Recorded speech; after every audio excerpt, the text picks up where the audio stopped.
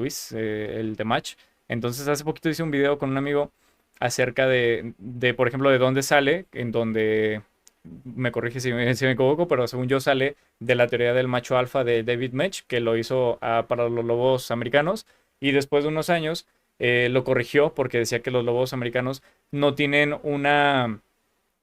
no tienen un comportamiento como él mencionaba que era tan, como que tan fuerte, y que solamente podían ser machos. Descubrió que podían ser hembras. Entonces los lobos que estaban en cautiverio, que son los que había estudiado, no se comportan igual que los lobos en naturaleza. En la naturaleza suelen ser un poco más flexibles, digamos, ¿no? Después esta teoría, como lo percibo, también fue utilizada para los perros, ¿no? Lo cual ya simboliza un problema porque pues estás hablando de canis lupus y canis familiaris, ¿no? Entonces hay muchísimas cosas que son diversas y muy diferentes, a pesar de que sí, digamos que, no sé, morfológicamente sí comparten ciertas características similares, pero en cuanto al comportamiento y los millones de años de evolución, pues es muy diferente un canis familiaris y un perro, ¿no? Entonces fue utilizada también por personas como César Millán, ¿no? Para muchas de sus teorías, en donde habla del macho alfa.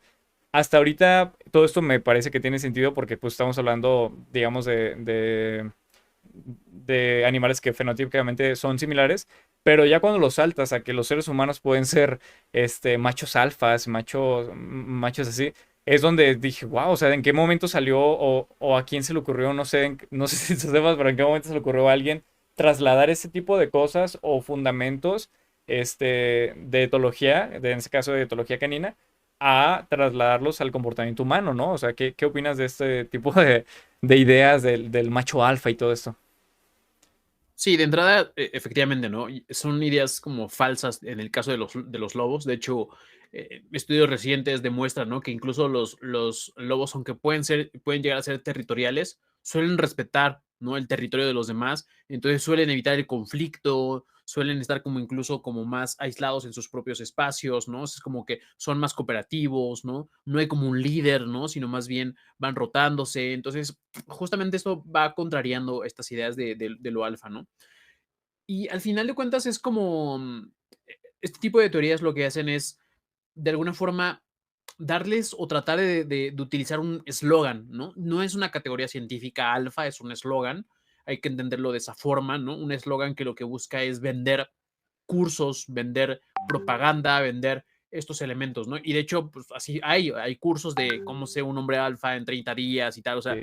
como es un eslogan, es eso, ¿no? De hecho, apenas creo que vi un desodorante, creo que de Old Spice, creo, o de Axe, no me acuerdo, que decía alfa, o sea, Ujú. y ponen un lobo. Entonces, hay que entender que esta categoría de alfa no es científica, ¿no? Es un eslogan de propaganda con todo lo que implica eso. O sea, es decir, todos los eslóganes de propaganda pues suelen eh, tratar de venderte más de lo que en realidad pueden darte. Eso de entrada. Segundo, o sea, al final lo que están respondiendo es un problema que sí es real, ¿no? O sea, ciertamente y es algo que siempre, que por ejemplo Bunge y otros autores han retomado sobre los charlatanes. O sea, los charlatanes atentan a problemas reales, ¿no? Por eso tienen éxito. O sea, no es como que le disparen al aire.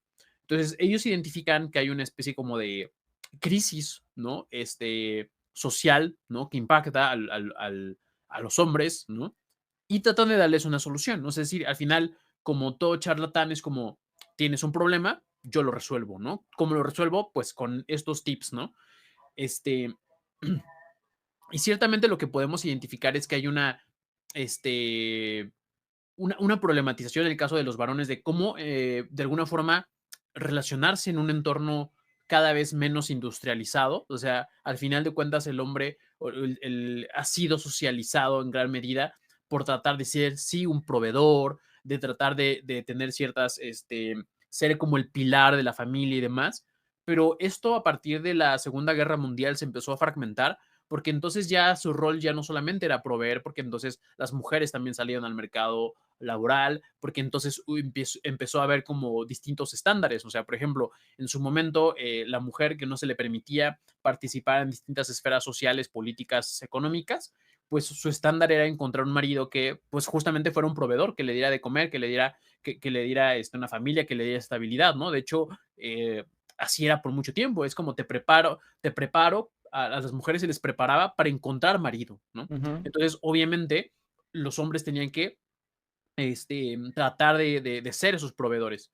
¿Qué pasa después? ¿Cómo? Y eso nos vamos con el tema de la construcción social. Y aquí lo diré, o sea, de forma, una emergencia social que se dio es que justamente el tema de proveer, de que el hombre fuera digamos, el referente de la familia.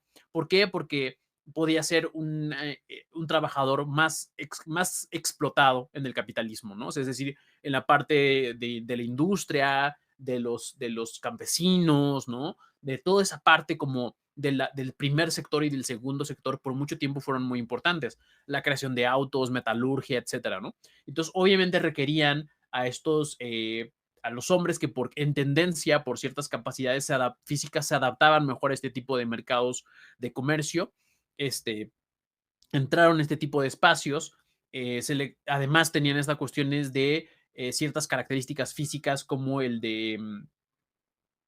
tema de no embarazarse, no menstruar, o sea, de estar como más llegados a eso. Y aparte a eso se le revistió, ¿no? De una aura cultural, de decir, ok, y además tienes que aguantar y eres el más fregón y tú puedes y sé un macho y los hombres no lloran, ¿no? Entonces, ahí vemos cómo distintos elementos van convergiendo, ¿no? O sea, sí hay elementos fisiológicos, ¿no? Como el tema de no embarazarse, pero también estos elementos culturales como de aguanta y no llores y demás. Entonces, todos estos elementos se conjugan con condiciones económicas muy concretas, con el tema del Fordismo, con el tema del Taylorismo, con la creación de autos, fábricas y demás.